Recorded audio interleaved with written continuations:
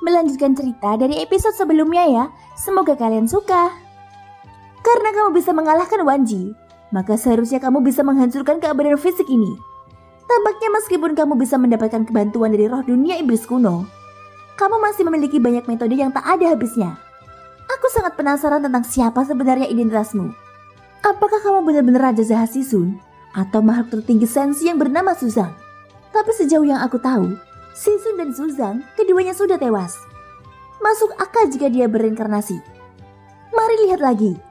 Jika kamu dikalahkan, aku akan menyelamatkan seorang pahlawan dan membiarkanmu menyerah di bawah roh dilimaku. Kamu harus makan makanan lunak daripada makanan keras, ucap Yuyan sambil menyilangkan tangan di depan dadanya, membuat tonjolannya semakin bangga. Sudut bibirnya yang merah sedikit terangkat membentuk senyuman manis.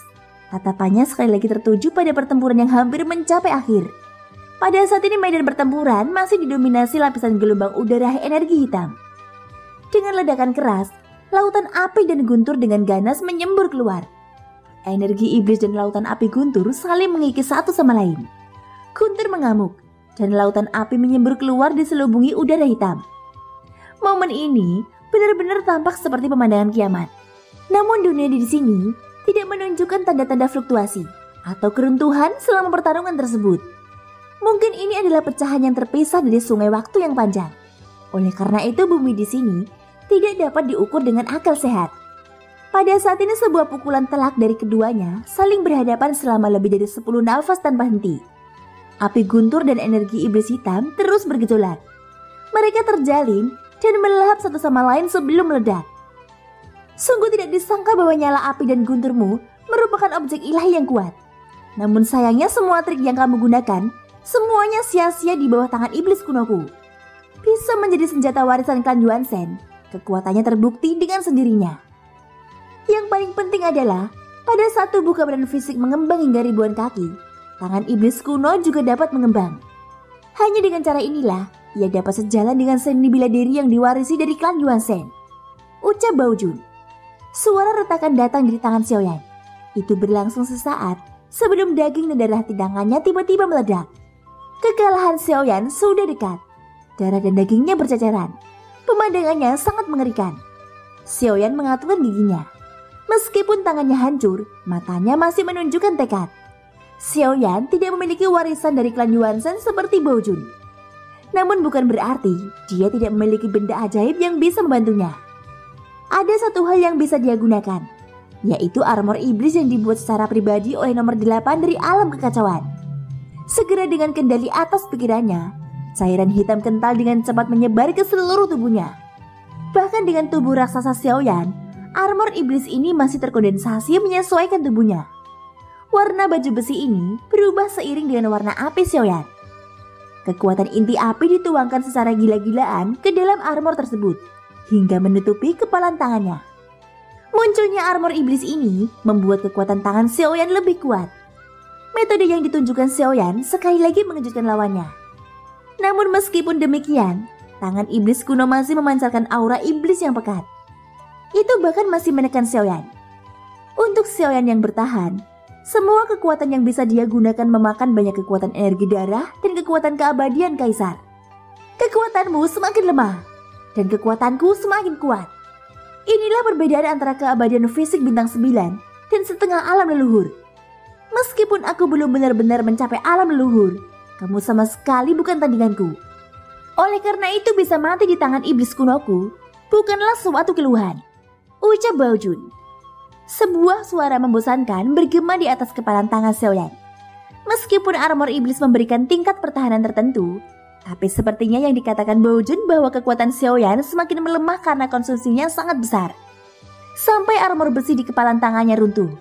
Daging dan darah Xiaoyan terlihat lagi. Daging dan darahnya runtuh dengan cepat seperti kertas yang terbakar. Kemudian mengungkapkan tulang putih di bawah daging dan darahnya. Xiaoyan menahan sakit yang sangat menyengat. Meski begitu dia tetap tidak menarik lengannya. Dia masih mempertahankan tangannya melawan tangan iblis.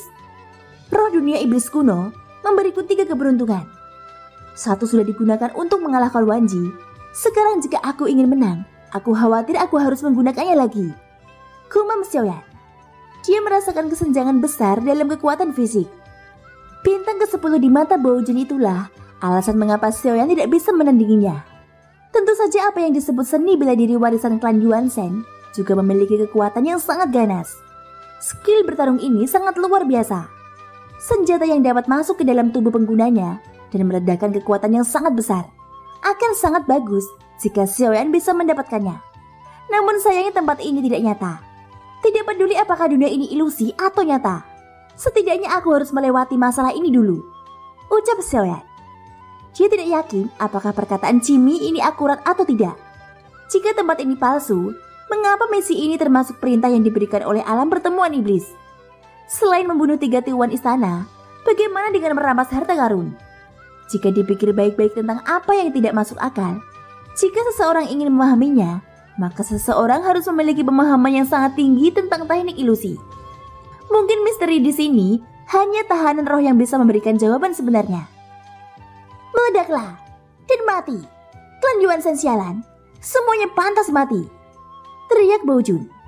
Dia jelas menggunakan kekuatan keabadian fisik, namun kata-katanya penuh dengan kebencian terhadap klan Yuan Shen.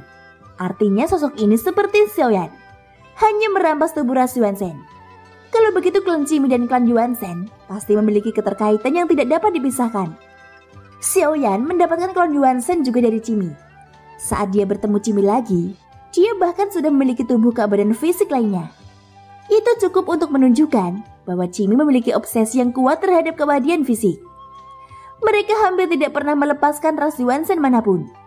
Tubuh keabadian fisik yang diambil secara alami tidak berbeda dengan kematian. Pada saat ini daging dan darah Xiaoyan terus runtuh. Separuh lengannya menghilang. Sekarang hanya tulangnya saja yang tersisa.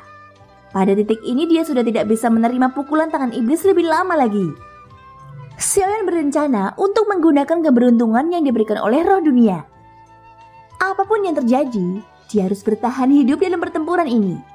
Meskipun Xiaoyan sudah siap, dia masih tidak bisa menduga bahwa eksistensi keabadian fisik di Istana Wu sebenarnya sangat kuat. Pantas saja tidak ada seorang pun yang dapat menerobos tempat ini. Dan ini hanyalah Istana Bumi. Di atas Istana Bumi terdapat Istana Langit. Jika Istana Bumi kekuatan klan Jimmy sudah sekuat ini, maka di sana tidak perlu diragukan lagi.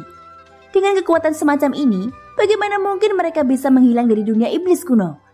Pada saat ini Xiaoyan sudah memiliki keraguan yang kuat tentang klan Jimmy. Saat Xiaoyan berpikir, dia juga bersiap menggunakan kekuatan keberuntungan roh dunia. Namun sosok cantik berbaju putih yang mengamati dari kejauhan sedikit menyipitkan mata indahnya. Sudah jelas dia kalah, namun dia masih terlihat sangat tenang. Mungkinkah dia ingin menggunakan kekuatan keberuntungan roh dunia lagi? Tidak, aku harus menyelamatkan sang pahlawan dengan kecantikan. Jika dia diizinkan membunuh Baojun sendirian, aku tidak akan punya kesempatan. Sekarang giliranku untuk tampil. Karena dia tidak menginginkan makanan lunak, aku akan memberinya makanan keras, ucap Yuyan. Dia yang menyamar menjadi wanita cantik akhirnya tidak tahan untuk mengambil tindakan. Sedikit lesung pipit muncul di wajah cantiknya. Saat dia mengambil satu langkah ke depan, sosoknya tiba-tiba saja menghilang. Dan ketika Xiaoyan hendak menggunakan kekuatan keberuntungan, tiba-tiba tangan iblis yang menekannya langsung kehilangan kekuatannya. Cahaya dingin yang tiba-tiba muncul ini seperti membelah dunia menjadi dua. Thank you guys sudah mendengarkan ceritaku di episode kali ini. Ikutin terus kelanjutan episode-episode berikutnya ya. Semoga hari kalian menyenangkan. Sampai jumpa dan bye-bye.